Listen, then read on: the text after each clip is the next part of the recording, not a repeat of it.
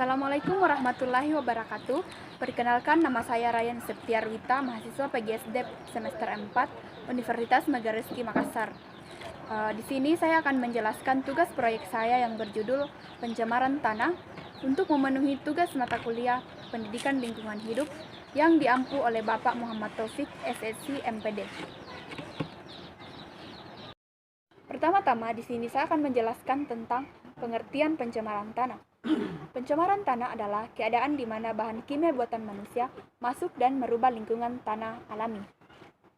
Menurut Peraturan Pemerintah Republik Indonesia Nomor 150 Tahun 2000 tentang pengendalian kerusakan tanah untuk produksi biomasa, tanah adalah salah satu komponen lahan berupa lapisan kerak bumi yang terdiri dari bahan mineral dan bahan organik, serta mempunyai sifat fisik, kimia, biologi, dan mempunyai kemampuan menunjang kehidupan manusia dan makhluk lainnya. Bagian kedua yaitu fungsi dan kualitas tanah. Yang pertama, fungsi tanah. Menurut pandangan pertanian, tanah mempunyai 4 fungsi yang meliputi yang pertama tempat tumbuh dan berkembangnya perakaran tanaman. Yang kedua, penyedia kebutuhan primer meliputi air dan unsur-unsur hara. Yang ketiga, penyedia kebutuhan sekunder meliputi zat pengatur tumbuh, antibiotik, dan toksin anti hama.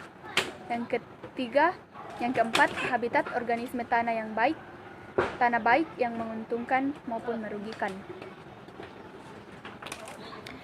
Yang kedua itu kualitas tanah. Kualitas tanah adalah kapasitas tanah yang berfungsi memperhatikan produktivitas tanaman, mempertahankan dan menjaga ketersediaan air serta mendukung kegiatan manusia. Kualitas tanah yang baik akan mendukung kerja fungsi tanah sebagai media atau tempat pertumbuhan tanaman. Namun sebaliknya, kualitas tanah yang tidak baik atau buruk tentu akan membuat tanaman menjadi tidak tumbuh dengan baik pula.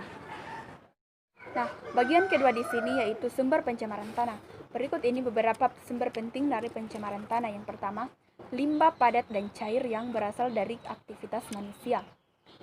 Yang kedua, pestisida dan pupuk yang dipakai dalam pertanian. Kemudian yang ketiga, bahan kimia misalnya baterai atau oli bekas yang dibuang begitu saja sehingga menyebabkan pencemaran tanah. Yang kelima, deforestasi atau pengurangan pohon dalam jumlah yang besar.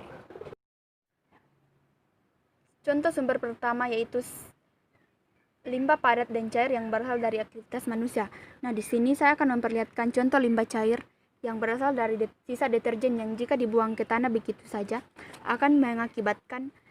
tentunya akan mengakibatkan pencemaran tanah.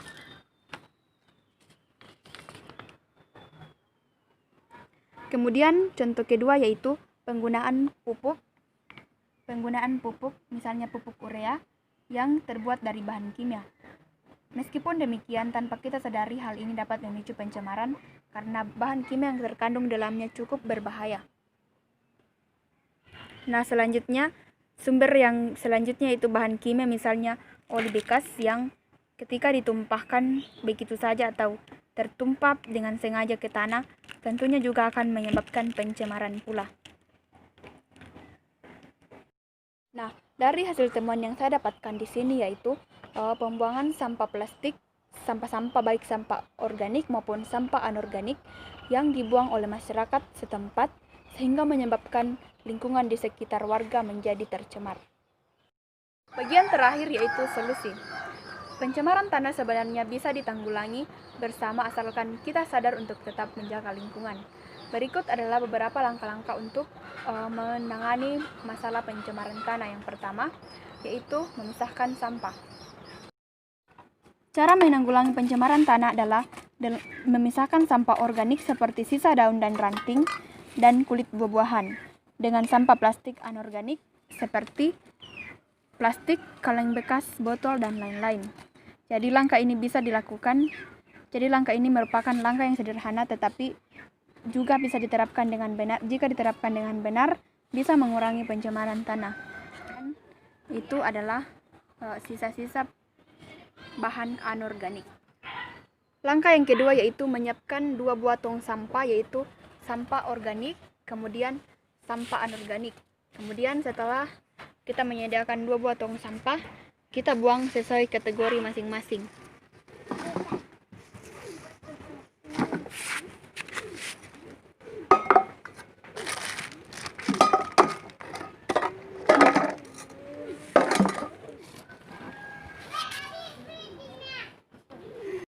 Bagian ketiga yaitu mengedukasi dan mengajak masyarakat untuk mengelola sampah agar sampah-sampah yang berada di sekitar dapat dimanfaatkan dengan baik. Misalnya dengan menimbun sisa-sisa kotoran ternak atau sisa-sisa tanaman yang akan didaur ulang menjadi pupuk alami. Nah, ini adalah salah satu cara mengurangi pencemaran tanah dengan menimbun sampah atau sisa tanaman sehingga dapat digunakan untuk sebagai pupuk kompos dalam bidang pertanian. Selanjutnya adalah membakar sampah-sampah plastik atau ranting yang tidak dapat dimusnahkan oleh mikroorganisme dan dibakar pada satu tempat yang jauh dari permukiman untuk mencegah terjadinya pencemaran udara di sekitar permukiman. Kesimpulan dari makalah saya adalah pencemaran tanah adalah keadaan di mana bahan kimia buatan manusia masuk dan merubah lingkungan tanah alami. Nah, tanpa kita sadari bahwa kehidupan kita di bumi ini sebenarnya sangat bergantung kepada tanah. Kekayaan kita itu berasal dari tanah dan kita pun makan dan hidup dari tanah. Oleh karena itu, marilah kita bersama-sama mengurangi dampak pencemaran tanah dengan tetap menjaga tanah kita agar tetap alami dan terhindar dari kata pencemaran. Nah, kita bisa mulai dari hal-hal yang kecil sederhana seperti kita membuang sampah pada tempatnya dengan tetap memperhatikan lingkungan tanah di sekitar agar tetap lestari dan tidak tercemar. Nah, itulah hal-hal yang bisa saya sampaikan di video saya kali ini. Jika ada hal-hal yang kurang berkenan di hati kita, saya mohon dimaafkan dan semoga makalah dan tugas proyek ini dapat bermanfaat bagi kita semua. Saya akhiri dengan ucapan terima kasih dan wassalamualaikum warahmatullahi wabarakatuh.